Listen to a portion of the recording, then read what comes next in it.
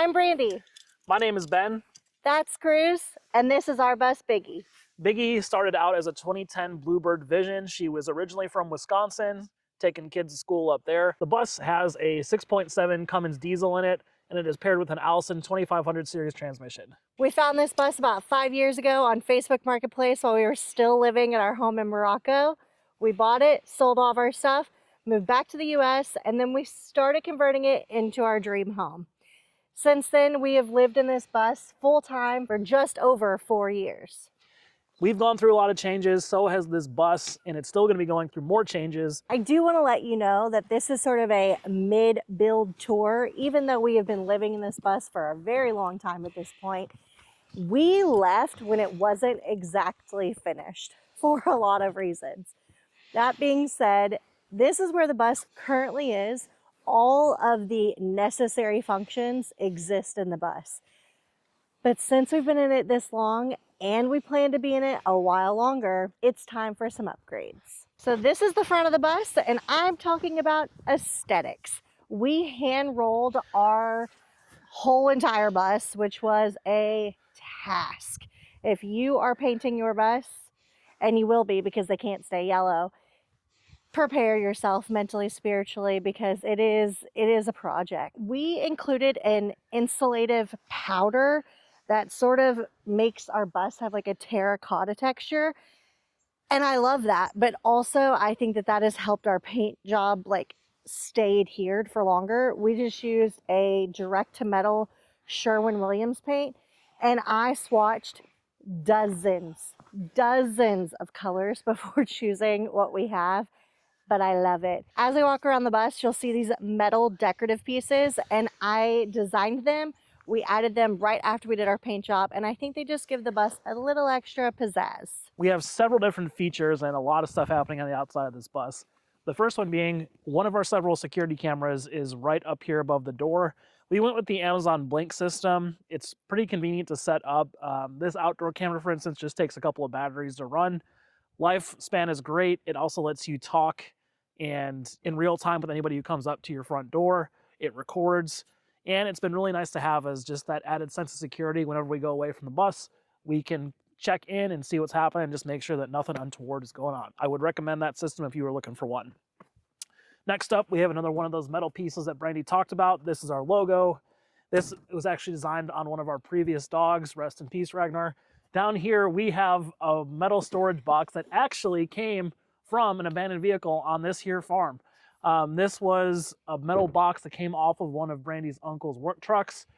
And it was also my first time ever welding anything. So I actually welded this little ridge here, this little decorative trim onto this box.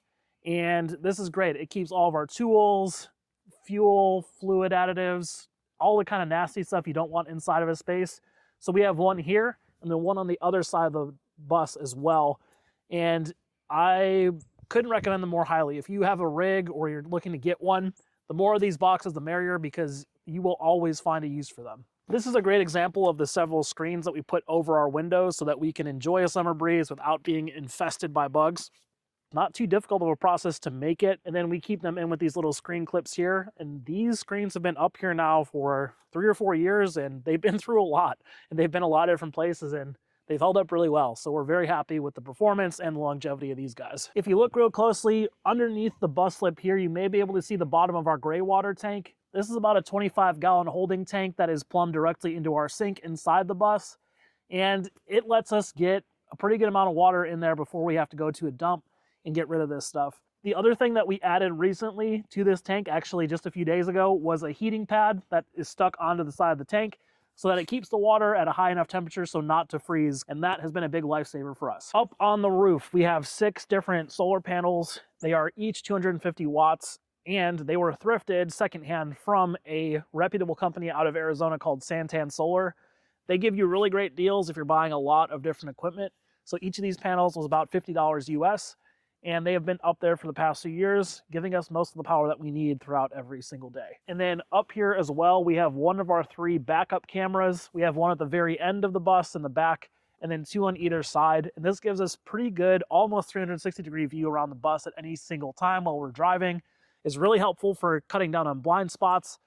making sure I can merge in heavy traffic pretty easily, and those have been a godsend. This UFO looking thing here is our poo vent. So we decided to go with the composting toilet, and I'm so glad we made that decision because that means that we have no black water on board.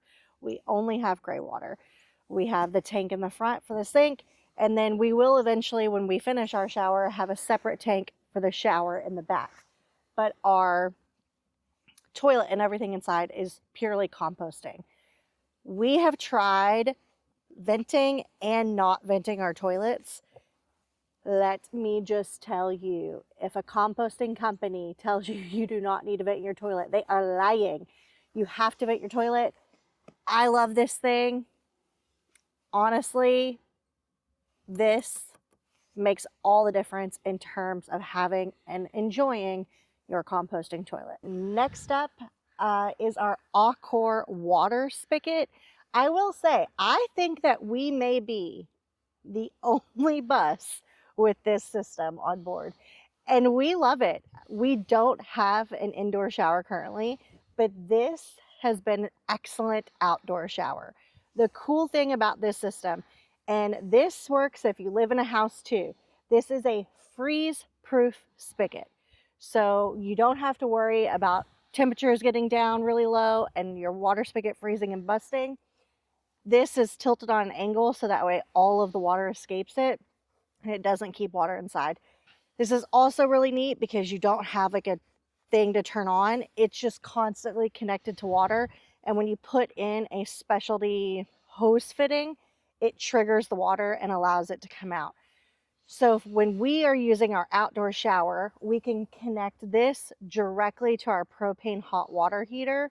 And then we have like a shower stall that goes up out here, and it allows us to have nice hot showers even in the middle of nowhere. If you're interested in the Accor system, we actually have another video of our channel of us installing this and showing how it works. So I highly recommend that if you are looking for an easy access water solution for the outside of your rig. This right here is the gravity fill for our freshwater tank. We don't have a pressurized city system. At the time that we were putting this in, we just didn't feel like we needed it, and we have it. So this is the underneath of our bed area. Our bed is lofted quite a bit, at least for me, being under 5 foot. But it holds all of our like bulky storage. Our diesel heater lives under here. Right here is where we have our diesel heater fill up. This is also where our large water tank lives. So we have a 75-gallon freshwater tank. And then our electric hot water heater is also under here. This space is invaluable. I would love to have a bed that's lower so we have more headroom in the bed, but honestly, I would never give up this space because we can just fit so many totes and bins and things that we don't use regularly, but we definitely don't want just like sitting around inside the actual bus. The main feature on the back of the bus is the condenser for our mini split unit, which is right inside the inner wall of the bedroom. It gives us heat, which we don't use a whole lot because it's inefficient. And the main purpose is it gives us cool air in the summer. And for that, it is invaluable. We can run this off of our solar to an extent, but typically if we're off grid, we need a generator to power that because it's just pretty power hungry. It works great. We have had a few different mini split units on the back here. This is unit number 3. Slight interjection. We rolled around with a mini split for years and years and years, but we were going on a really long cross-country trip, so we decided, let's go ahead and switch out our bracket. We put in the same bracket we'd been rolling on for years, and within 2 weeks while we were going down the highway in Amarillo, the bracket snapped, sheared, both things. And then the condenser was like this, boop, boop, boop, boop, boop, boop, boop, boop, down the highway. Good thing I drove behind and noticed it because I said, pull over, we're about to lose the condenser. So that was the first one. The second one, apparently we bought it faulty, but we bought it in Mexico and we didn't realize it was faulty until we moved back into the US, which means we couldn't do anything to swap it out. So here we are, 3rd time's a charm. At least we're hoping it does. Up here we have our roof deck. We built that ourselves out of lumber from Menards, and we got these really cool feet from Skoolie.com that are built for this purpose. They have really worked well, so that is a great space for us to store stuff. We have a car carrier travel bag that used to be on our Land Rover, which we had to scrap recently. And so when we took that to the junkyard, we were left with this bag. And we decided it'd be a good use to put it up there and hold all of our inflatables and beach stuff that we don't use except seasonally whenever we go down to the beach. It also contains our Starlink dish that's mounted to the deck. The other features we have down here, we have the outlet for our diesel heater. So that little airplane noise that you hear is the exhaust porting out. Down there, we have our backup generator for power. That is a Predator 5500 from Harbor Freight. It is dual fuel, so you can run it off of gasoline or propane. It is a perfectly little unit for us. So if you want a powerful but cost-efficient generator, I recommend it. Two key features here. This is our shore power inlet. When we are at a campground or a friend's house, then we can plug in and get our bus electrical needs met through there. This is a pass-through port for cables, really useful if we are running extension cords outside the bus to power projectors or lights when we're camped up somewhere. Right now, we temporarily have these two wires strung into the bus so that we can power our heating pad that we recently installed. Long term, these will be gone from here and installed permanently inside the bus. Finally, we have our second storage box. This we got on Facebook Marketplace from a truck dealership that was trying to get rid of their overstock. These typically retail from $300 to $400 and up. I believe we got this one for about 50 bucks. The only thing missing from it was a set of keys and locks that function, but those are pretty easy to pop out and get new ones and get new keys, which is what we did. There are a lot of functional mechanical pieces, both visible and not visible to your naked eye, that we've made to this bus. Let's start with the visible. We have upgraded all of the tires, new steer tires, new back tires, because tires everything. Don't want to have a blowout while you're driving your home down the road. The other things that we've done, this bus has an Allison 2500 series transmission, and probably for safety reasons, school districts often buy these buses from the manufacturer, where the manufacturer only gives you 5 gears, even though they are capable of having 6. So we recently sent out our transmission control module to unlock that 6th gear, which will give us a little bit better fuel efficiency, going from like 8 miles per gallon to 8.5 miles per gallon, and gives us a little bit more power for when we're going down the highway, a little bit better ability to get up to speed. So I'm excited about that change. A couple other things. When we got this bus, our tank started to rust, our fuel tank that is, and we noticed it at the very first campground that we ever stayed at. We were walking around the bus, we started to smell diesel. Like, what is that? We looked under and we just have a steady drip coming from our diesel tank. Originally, we had a 100-gallon diesel tank. We were only able to get a 60-gallon diesel tank replacement, which is just fine, and that has served us very well. So we swapped that out, made that shift here actually on the farm with the help from family and friends. So thank you all for that. This bus is a 2010 diesel, which means that it was made after emission standards had been set. So it does have some emissions equipment, which is known to give some problems to reliability and performance on these engines. Really, the biggest issue that we've had is with one particular piece of that, which is the emissions gas recirculation valve, the EGR valve for short. Now, you can clean it, which is what we did for a long time, but eventually that piece just wears out and you need a new one. So we recently got a replacement for that, and ever since then, we haven't had any issues, and the bus has been running great. All right, well, that about does it for the outside. Let's head on inside and see what's happening there. This is the cockpit where I drive the bus. There are a few modifications that we made, but it is mostly still the same as it was when it was a school bus. However, the few modifications we made are very important because they greatly improve my quality of life when driving and also make this bus way safer to drive. Starting with the chair that I'm sitting in. When we got this bus, the original driver's seat was a bucket seat, literally, like you sat in it and you sank almost to the floor. It had just been really worn out. So we went to a little RV and marine shop near us, and they were having a blowout sale. And this marine seat, which originally retailed for well over $1,000, was 75 bucks. So heck yeah, brother, we got this in here, and it is way more comfortable for driving long hauls. Couldn't live without it. The other thing that I couldn't live without is this Baofeng walkie-talkie. It is a high-powered one. It can reach up to a range of a couple of miles, and so it's really useful for Brandy and I to stay in contact. She's always driving the car behind. Over here, we have a cell phone holder for directions, navigation, all that stuff. It's not in frame here, but I also have a mount for a Garmin diesel, which is great for this size vehicle because it tells me what roads I can take and what roads I should avoid. So super useful, especially if you have a bigger rig, I recommend it. Over here, we have my backup camera. I have 3 cameras mounted on the bus, so I can see on either side of me in my blind spots, and then also in back of me, which is really useful at all times. Like, I can see what's behind me when backing up. I can keep track of all of the cars that are moving around me when we're driving on the highway. Couldn't live without that. Over here is the instrument panel. So a lot of these buttons we no longer use because we've ripped out the electronics that they controlled. However, we have the buttons for controlling my front heater, defrost, fans, which is really important in the summer. My God, I couldn't live without those fans. Yeah, and a few other buttons like that. The biggest change that I made here is that in this section, there used to be a CD player and intercom system, but we were never going to use that. So we ripped all of that out. I cut out a wood template here to fit into this space. And then in that template, I included a 12-volt USB charger so I could charge my phone, other electronics, headphones, stuff like that while I'm driving. And it also powers my Garmin Diesel when that is up in front of me here. So super useful. I'm really glad that we added that. The very last functional addition we made was a little cheapie from Amazon. I actually got this as a Christmas gift. But this is an additional cup holder. It's magnetized on the back here, but you can also drill through the bottom.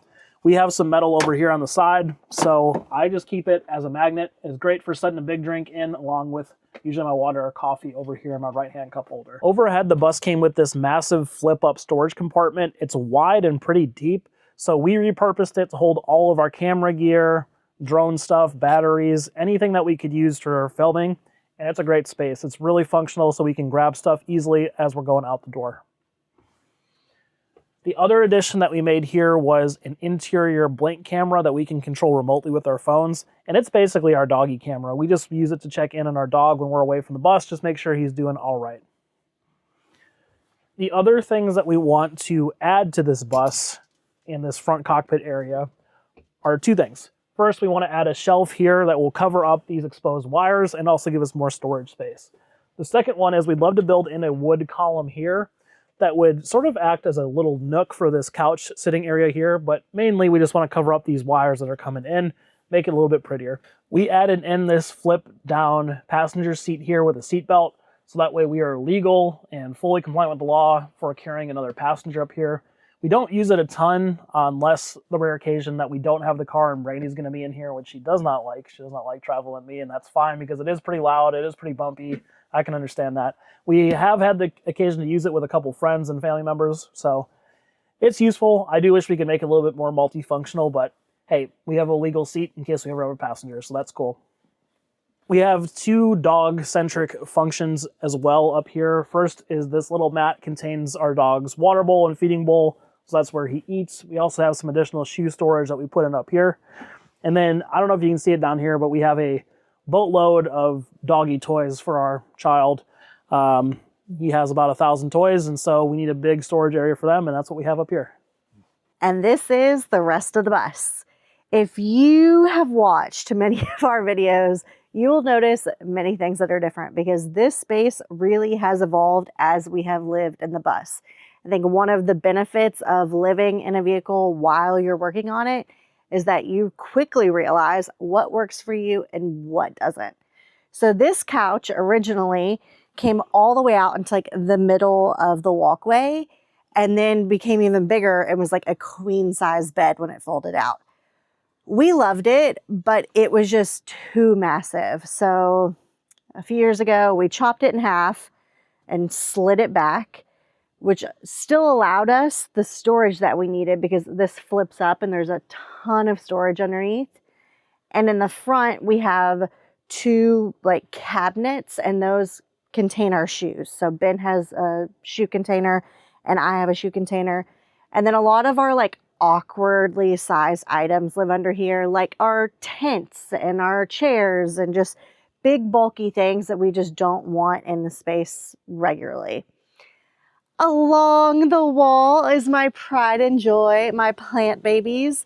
And honestly, there's 2 that are dead right now, but we've kept a shocking amount of plants alive and thriving in this bus, especially given like extreme weather temperatures. I love them.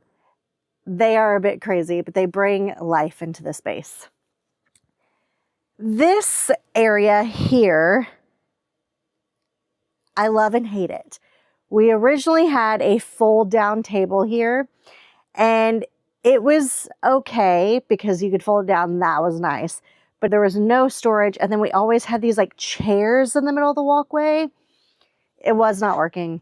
So we built this dinette, and we built this in like a day and a half, and it has completely served its purpose, and that it gives us an incredible amount of storage. Like in this one here, I have my laser engraver and all of like our craft and business. We make and sell photo magnets. All of that stuff is in here. And we have a laser engraving business that goes along with our leather business. So all of that fits in this one little bench here. This one holds like our weights and workout gear and things like that. And we love that this table can swing out and it can be used for both places. So sometimes we have like card nights and people can sit here and people can sit here. It works great for that. Although I will say we don't use this like a dinette as much as I thought we would. You know, like we don't often sit here and have dinner together and like face each other. If anything, one of us sits here and one of us sits here. So there may be some changes coming to this space. Maybe we'll turn this into like a secondary couch so that way we have increased storage under here. We'll see. This may stay the same or it may get an update. We don't know yet, but it has come a long way from where it started. Now, one thing I hate about our bus after years of living in it is our ceiling. And that's because it was never meant to be like this for very long. But when we got sidetracked and had to fling ourselves across the country so quickly and unexpectedly, this was just something that did not happen. And it just hasn't been important because this project it's a doozy. But we do have all the items to get it done. And this is going to be a project that's going to be happening in the next few weeks. And I hope that it looks the way I imagine it will in my head, because it's going to turn out beautiful and it's going to make up for it looking like this for so long. I mean, it has been so functional, but I'm just ready for it to look nice. Okay, so one thing that has helped us so much, we kept our bus windows because we love the aesthetic of them, but they are definitely not double layer. You know, when it's hot, it's hot. When it's cold, it's cold. So we made these really thick insulative curtains, and they save us. They save us in the winter when it's cold. They save us in the summer when it's hot. These do the Lord's work truly. If you have been wanting to make some curtains, you're not sure how, we made a video on that, and I will tag that up here, because truly so many people have made these curtains after we showed them how and have sent us messages saying how much they love them as well. Unbiased, they're great. You should make them. Welcome to the kitchen. Okay, so our kitchen is incredibly efficient. It is pretty small, but it does everything we need to do. And I will say that we probably cook 85 to 90% of our meals at home. It doesn't look huge, but man, what you can do in a space this size. We have everything you could need. All of our utensils and cups. We have so many cups. And then this is like our serious junk drawer, but like a lot of the tools and things that we use regularly. Our Camp Chef oven, we have been using this thing for 4 years now. Love it. It bakes. It works. I don't know. I wouldn't pay more money for a different product. This is awesome. We have a massive drawer down here that holds like a lot of our big pots and pans and things. We just recently upgraded to an espresso machine, and we have some fun kitchen utensil storage here. And back here as well, this is like bungee cords and random bits and bobs. We have our wall of remotes here and vegetable baskets, a lot of our big storage like dog food and things like that, our KitchenAid, our Ninja Crispy. They all live under here, as well as our plumbing. For water filtration, we filter outside before it comes into the bus, and then we filter with our water drop once it comes out of the tap. Mostly, like, all of our water runs through here that we drink or that we cook with. We are lucky to have an apartment-sized fridge. Van people, I don't know how you do it with your small fridges. This gets us through several weeks of food. Could not live without like a standard apartment-sized fridge. Up here we have like our awkward storage for chips and like aluminum foil and things like that. This fan is invaluable for cooking and exhaust and just getting out all the smells and the steam. We could not live without this fan. We also have another one in the back. We're getting ready to move into Ben's office. I'm gonna let him take over. But honestly, you won't regret having a good sized kitchen in your bus, is my opinion. Like, especially if you are wanting to be out and be remote. A lot of remote places do not just have restaurants. So creating a space in your home where you feel like you can easily make good meals was worth it to us to have a kitchen of this size. We also have what may be the largest sink in any bus. It is massive. We end up getting this sink for like $40 at Habitat. Most of our bus was like thrifted. So we either got materials from Habitat for Humanity or overstock places. Like our cabinets, if you look closely, none of them match. We also didn't build any of them ourselves. So like this one came from Home Depot. This one came from a overstock place. This one came from a different overstock place. They all are the same color. The paint will be getting updated as well as we're doing these renovations. But for us, what was most important was making this lifestyle accessible to us on a budget.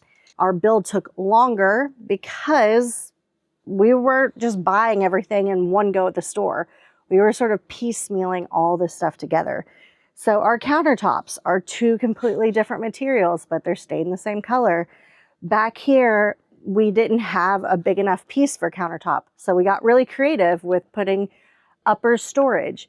You know, I think if you were trying to do a build on a budget, this is something that you could expect to build realistically if you give yourself like the time and the space to shop slowly and buy things intentionally. From an aesthetic standpoint, on this side, we went with like a woven wallpaper on the back.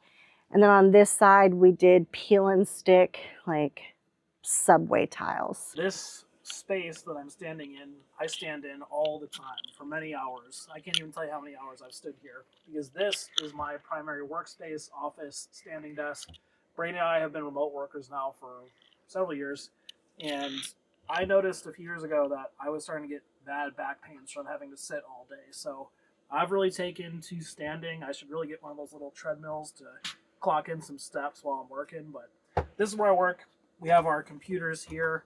Oftentimes when I'm working up here, Brandy will be back working in her bed office. It is a thing we'll show you later. This space, as many spaces in our bus, function with multiple purposes. So if I flip this up, this is our electrical closet. So it houses everything that we need to live both on and off grid and power all of our devices that we need for cooking, working, watching TV, all of that stuff. This was initially going to be stored underneath of our couch, but when it came time to installing our electrical system, it made a lot more sense to just build this closet in so that we could easily access this if things go wrong, if we need to add or remove components. And it's been great. I really appreciate being able to check on our battery voltage, to check and make sure that all of our connections are tightened without having to like bury and uncover everything anytime that I want to check on it. So there's a lot happening here. We have a 24-volt battery bank under here. One of them is connected right now. The other one I have just recently built and need to connect to our system, which will double our battery storage when we're off-grid. Super excited for that.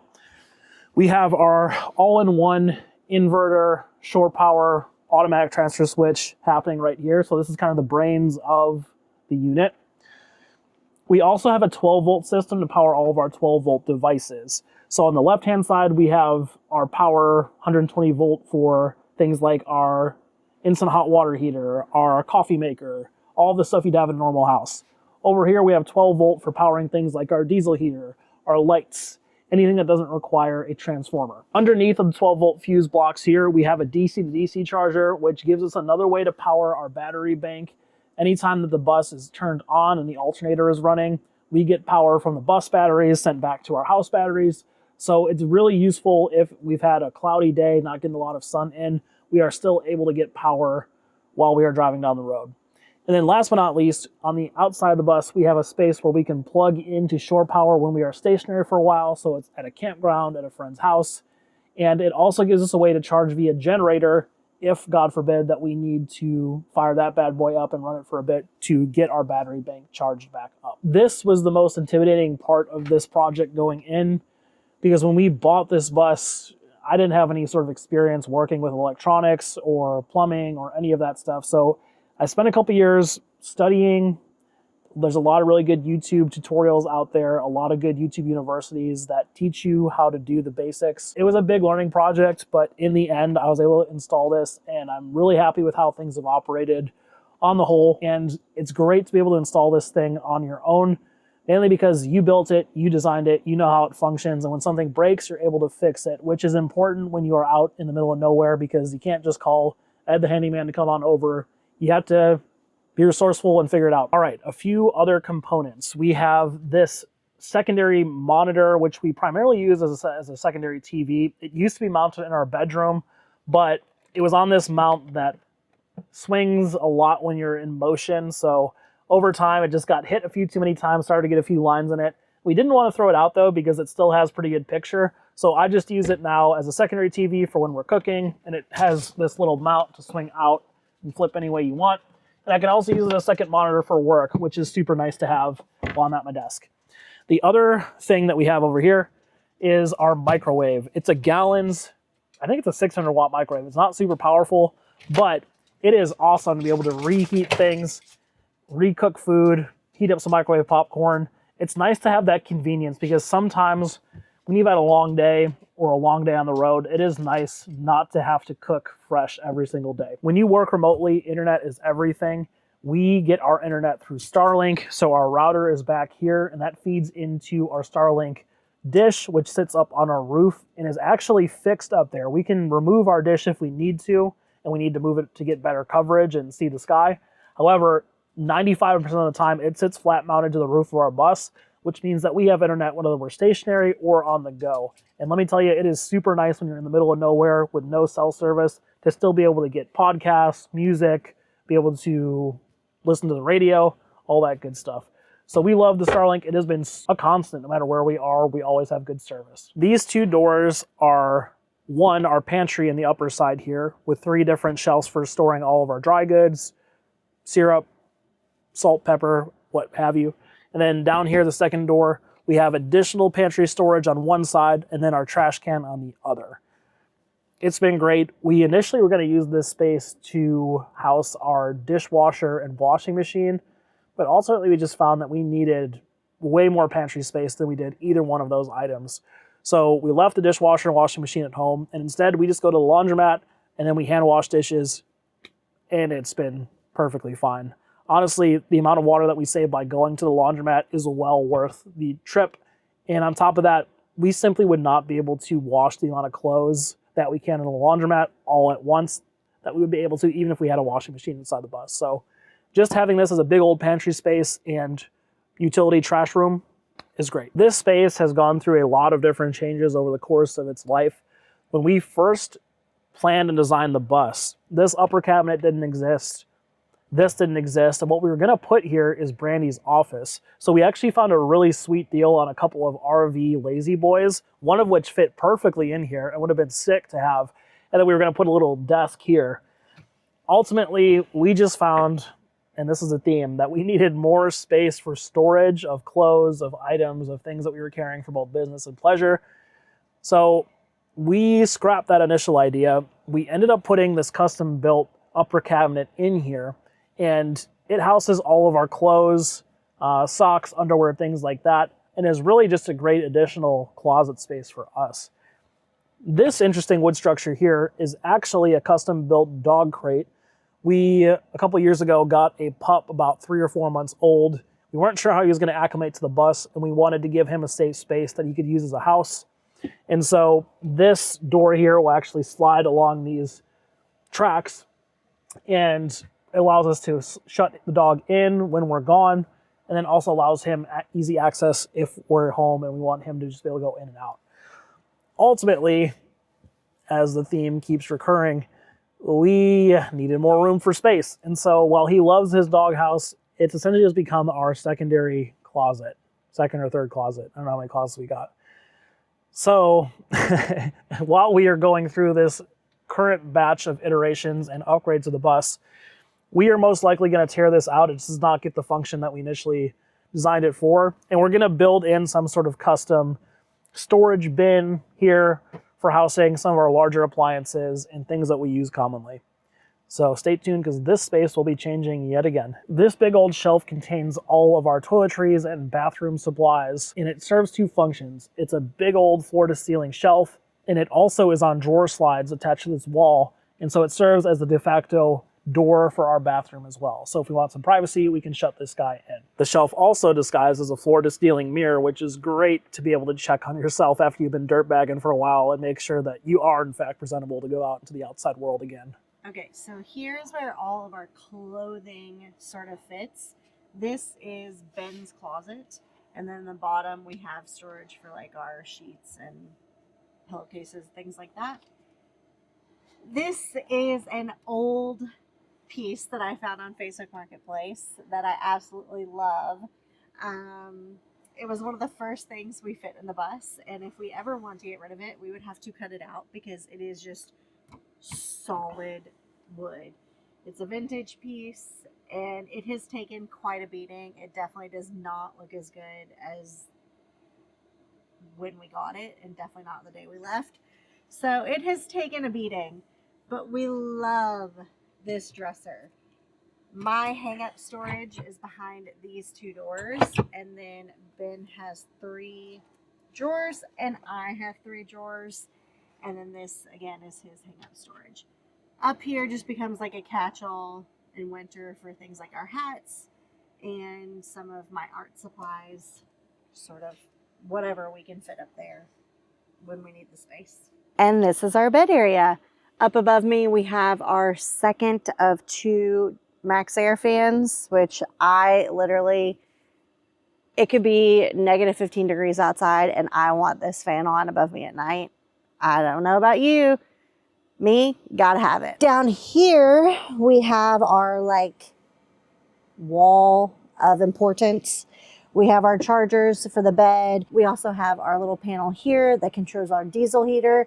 And what's great about the way this diesel heater is placed is that it really just shoots straight down the bus. We have, it's probably 30 foot in length in the interior of the bus here. And this heater really just, it does it. Like if it was in a different location, I don't think it would be as effective as it is.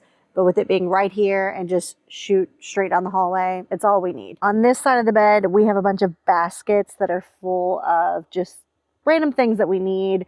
A lot of like art supplies and books and journals, things like that.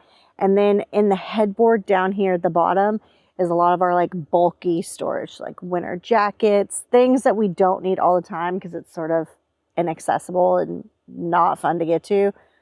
But yeah, just things that we need to pull out like once a year live in the headboard here. On this side of the bed, we have all of our remotes for the fan and the air conditioner and the TV, and then a phone holder, cup holder, all of the essentials. And finishing it off, on this side of the bed, we have a TV, more windows that we often leave open, and then our new little astronaut light. There's almost nothing Cruz loves more than laying here in the back window and looking out at the world. Right, Cruzy? We're going to go over some of the frequently asked questions about the state of the bus, future plans, and where we're going next with it. Question number 1. why didn't we finish the bus, and why is it sort of half finished? In 2023, we had a really cool opportunity to go out west and pursue some business opportunities out there.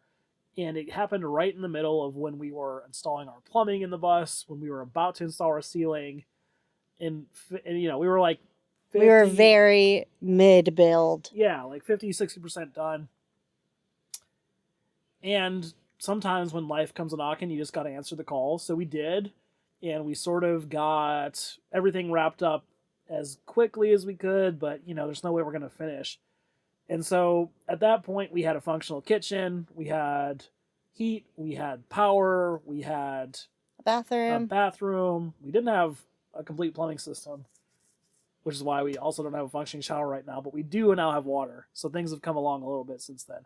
However, that's where we were at the time. And at that point, we sort of hit the road, whether we liked it or not, with how the bus was. And we've made it work for a couple years. And I would say making it work makes it sound like, oh, it's kind of not great, right? But, you know, you're still doing it. I would say that it's better than that. Like, we've had a pretty comfortable quality of life. We've everything we need is in the bus. You know, like, we don't have an indoor shower, but we have an outdoor shower. We don't have a pretty ceiling, but you don't need a pretty ceiling. You know, we have lights and we have what we need. So I think for us, life very unexpectedly offered us something that we felt like we needed to pursue. So we did. You know, that was the whole point of having the bus, was to be able to seize these really cool opportunities. So we just dove in, and then we got really consumed in that project and what we were doing there. And then once that sort of wrapped up, first of all, we weren't in a place where we could easily work on bus projects. You know, we were like in the middle of the desert or here or there. And so it just wasn't a priority. And in addition to that, we had been working on the bus for so long to get ready to go. And then we unexpectedly found ourselves out west in all these beautiful places we'd always wanted to see. And so doing things like stopping to pause to put in an unnecessarily aesthetic ceiling, it just didn't feel very important, right? Like, I'd rather be sitting on the beach in Baja than doing an unnecessary but nice bus project. We had done a lot of the need to haves, and now we were at the nice to haves. And so that's where, combined with how we were feeling at the time, which is we had just been constantly working on either the bus or work, or the bus and work, we wanted to follow our hearts and just live out the dreams that we had been putting on hold to build the bus and to eventually get there. But now we were there. And so we wanted to live that and go after it, and we did. And basically for the past year and a half, that's what we've been doing up until now. And now we're kind of back in a similar situation where we were building the bus. We're on some family's property. We are in winter, trying to come out of winter. And now we are sort of reorienting both our lives and the bus's life to make some improvements, both physically, aesthetically. Some of the spaces that you've seen so far, we're also going to be redoing. So we are taking everything that we've learned from the past few years on the road and merging that into building the bus into what we actually want it to be now that we are back to a place where we can build. And we're trying to finally finish the construction project. Because we are over it. We have gotten to a point now where it's like, it was totally fine for these projects to not be done. Totally fine. Because everything we needed, we had. But now it's like, oh, it would be nice to be in a finished space. Because even if you know these projects don't need to be done, just seeing them all the time, there's a weight on you in some capacity. Yeah. So we're ready to wrap up these sort of nice to have bus projects. Another question that we always get is, why the bus? You know, it is a big project. And when we started this project, we were not master builders in any way. And that's part of why we chose to do it, is because we wanted to give ourselves a challenge in a project, to teach ourselves all of the necessary trades, that are both good to know for the sake of knowing, but we could also potentially apply later to if we buy property, if we ever want to build a tiny house or work on other projects. It's just good to have some real world experience. You can understand your limitations, you can understand what areas need to improve upon, and then where you also need to know your limits and go to finding outside help. A project like this teaches you to trust yourself. You know, it teaches you to try new things and just see if it works, because a lot of people have built buses, but you never know if something is going to work for you until you actually start doing it. Also, cost. Building a bus is a lot cheaper than most other rigs. All in total, we are somewhere between 35 and 40,000. That's for the bus, that's for the renovation, that's for solar, that is for everything. If we were wanting to do a ProMaster van, $40,000 is the starting price, is the base price for a stock van, plus everything you want to put into it. You know, it's the same for an RV. RVs are, generally speaking, very poorly made, and they cost a lot of money. So for us, not knowing if this lifestyle was going to be something that we loved, because let's be honest, this lifestyle does not work for everyone. It felt scary putting a ton of money in. But for us, this has been our full-time home for 4 years now. $40,000 doesn't look so bad, you know, because I mean, consider the price of rent. yeah, we haven't paid rent in a very long time, or a mortgage, or power, like electricity. You know, it's, this lifestyle can be expensive at times with things like repairs and stuff going wrong. Things will go wrong. That being said, our housing cost currently is breaking down to $10,000 a year. And next year, that cost will go down for whenever you divide 40,000 or 35,000 by 5. So I think that the longer we stay in the bus, financially, the more sense it makes. Yeah. Also, living nomadically is such a joy. Like, it is such a joy to be able to decide where you want to live. Like, there are things about life that you just have to do. You have to work to make money. You have to do these things. But we get to choose where we do those things. So if we want to be working from a beach, we can do that. If we want to be working from the mountains, we can do that. And like, we don't take that for granted, because we just get so many more opportunities to travel and to do things because of the way that we choose to live. Building a bus is a lot of work. Maintaining a bus is a lot of work. The extra chores and responsibilities that come with living off grid are a lot of work. But that's just the input cost to receive all the benefits that come from it. And look, those costs may not be worth it if you're watching this video. It may not be worth it for you.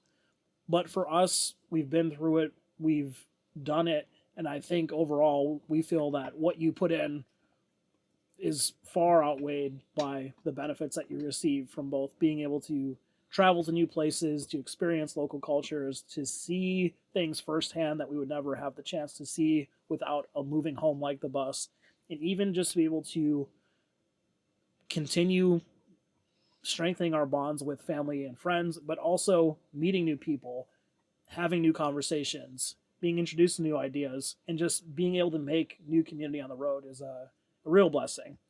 So overall, everything that we've done, in my mind, in my estimation, is far Worth it. It is worth it. Yeah.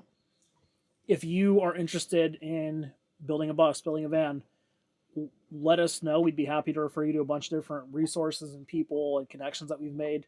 Specifically, if you want to build a bus and take it from a school bus to a Skoolie, our friends Nick and Aubrey recently released a course for how to do that A to Z, showcasing their experiences. So we'll put that link in the comments below in case you're interested in checking that out, along with other resources that may be helpful. But yeah, just leave us a comment. We'd love to connect and share the information that has been shared with us and keep passing the buck. Yeah, I think that we were really blessed to have several people when we were in the process of building the bus that we connected with and we chatted with about the build. And some of those people still live in their rigs, some of them don't. And it is sort of interesting to see like the cycle of people coming into this lifestyle and the building process and getting out on the road. And it almost feels, like at high school, you have like a freshman class and a sophomore class, and people just sort of like work out. But don't be nervous about asking people for help or a question or whatever. Anytime we have done that, it has it has gone well. And anytime someone has messaged us, we do everything we can to help. Like, this is a very supportive community, at least from all of our experiences. So if you are frustrated about something in your build, shoot us a message. We'll do what we can. And if we don't know the answer, maybe we know someone who does. So Yeah. Reach out, because the people in this community by and large are there because they want to be intentional and make communities. So say hey. I hope you enjoyed this tour of our home. And if you are interested in more content, renovations, DIY, fixing up an old school bus, what it's like to live on the road, subscribe and follow along. It's free, and we're going to be showing up every week, and we'd love to have you along for the ride. Thank you so much. We appreciate you all, and we'll catch you in the next one. This home we have ain't 4 walls wide. It's a baby blue 6-tire ride. They say love should look like roots deep in the ground, but ours follows us to every single town.